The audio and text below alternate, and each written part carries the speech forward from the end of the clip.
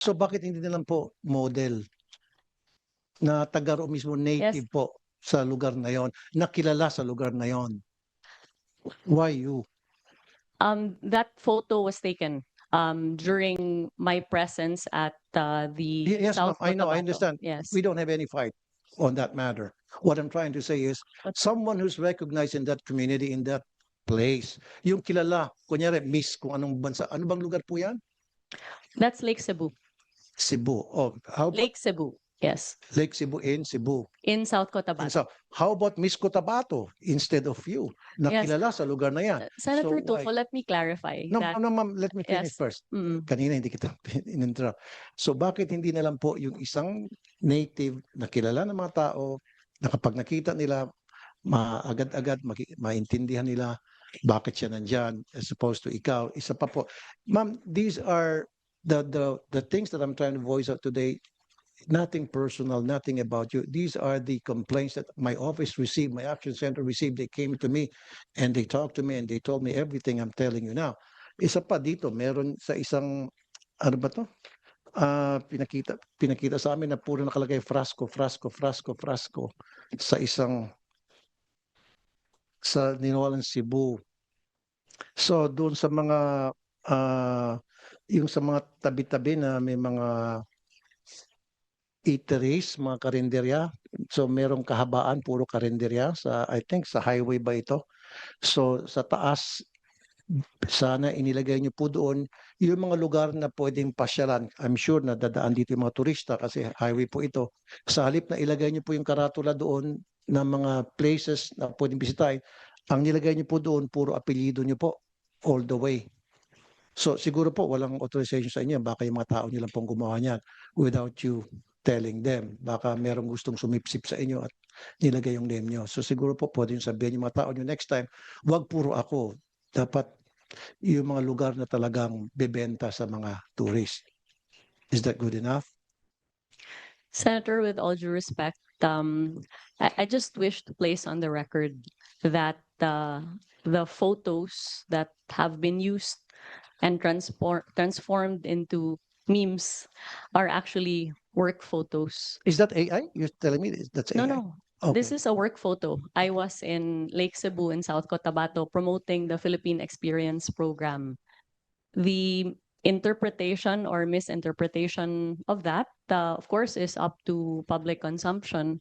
But we have all the documentation to prove that my presence there was a legitimate one, and it was to help the destination as far as crafting of tourism packages, tourism circuits, building up of attention for the destination in conjunction with our tourism stakeholders. I'm not saying, Mom, that you're not present, your presence there is not legit. Okay? What I'm saying is, yung presence mo doon, yung sa picture na yan, it doesn't fit in sa taste ng mga Pilipino na nakakita po niyan. Kaya nga po binabash po kayo. Hanggang sa pumunta po sila sa action center ko para magreklamo. Nung malaman nila magkakaroon ng hearing ng ganito, they came to my office and they told me that ito yung baka pwede mo iparating sa Department of Tourism. That's why I'm trying to voice it out today here in the hearing. Okay. So, kasi ang nangyari, ma'am, ang dating daw sa kanila, parang pinopromote mo yung sarili mo versus dapat yung Pilipinas ang pinopromote mo o yung mga probinsya ang pinopromote mo versus you promoting yourself. Yun po yung dating sa mga tao. Hindi po sa akin yun, ha? That's not from me, from them. So, ang dating po sa mga tao na you're trying to promote yourself. So, maybe we have to refrain from doing that. We can use model siguro. Di ba? Like I said, yan sabi mo sa Cotabato ba yan? Saan lugar? South Cotabato. Then let's use Miss South Cotabato as the model or a native South Cotabato. Ano ba yung pinaka-native dyan sa Cotabato? Yung mga indigenous people in Cotabato. Much better versus kayo po. Yun po yung pinopoint out ng mga lumapit po sa akin. Mr. Chair, gusto magsalita si Ms. Rasco? Sec, you want to respond? Yes, I completely hear you, Senator, and I'm grateful that you have brought these matters to light. But since I have the floor, I would just like to reiterate my position that I have tried to be as present as possible in our destinations and for our stakeholders. That is the extent of the duty that I have exercised and nothing more. I have no national ambition. I'm not running for any national position. And therefore, any accusation of self-promotion would fall flat because I am not running for any national position in 2028. And therefore, there would be no reason for me to promote myself. I'm sorry, ma'am. I'm not saying that you're running. Don't put words into my mouth.